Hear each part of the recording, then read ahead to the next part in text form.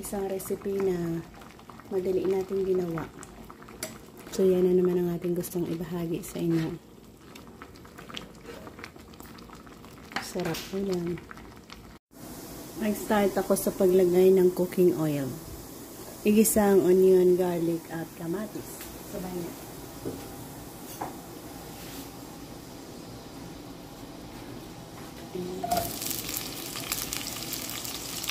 Meron tayong tirang hipon kahapon, i-add natin yan. Ilang piraso lang.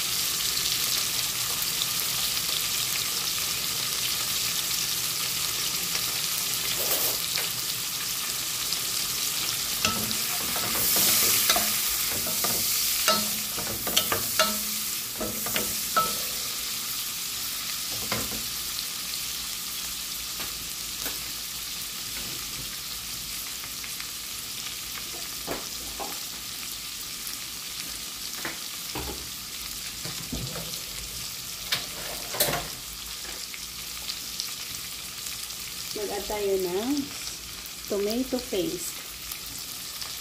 Ito yung tomato paste.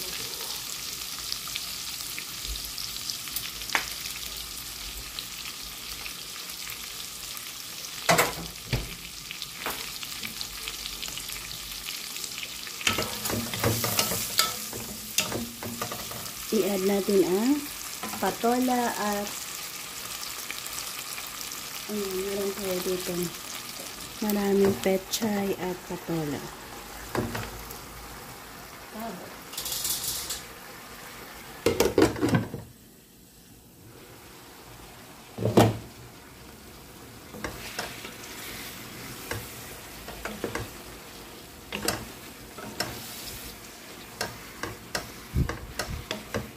Mag-add tayo ng tubig.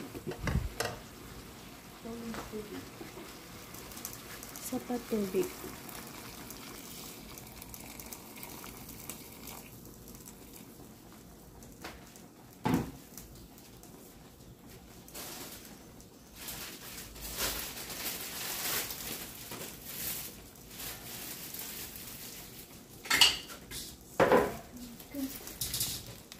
Lagyan natin yung konting miso.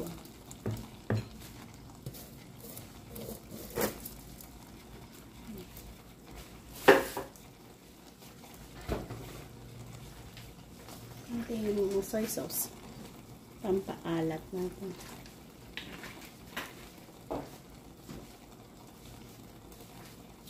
Asin.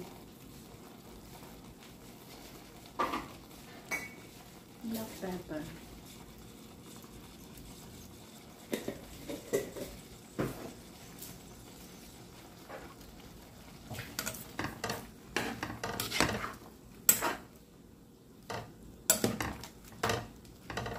Kung ba ay nakasubok ng ganitong pamamaraan, yung very simple lang.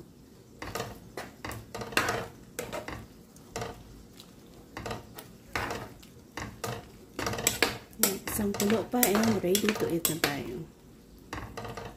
Sarap po yan.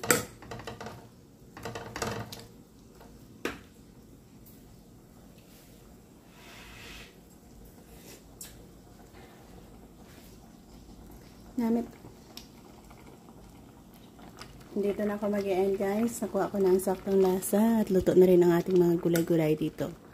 So maraming salamat ulit sa pagsabay sa akin. Bye bye and God bless.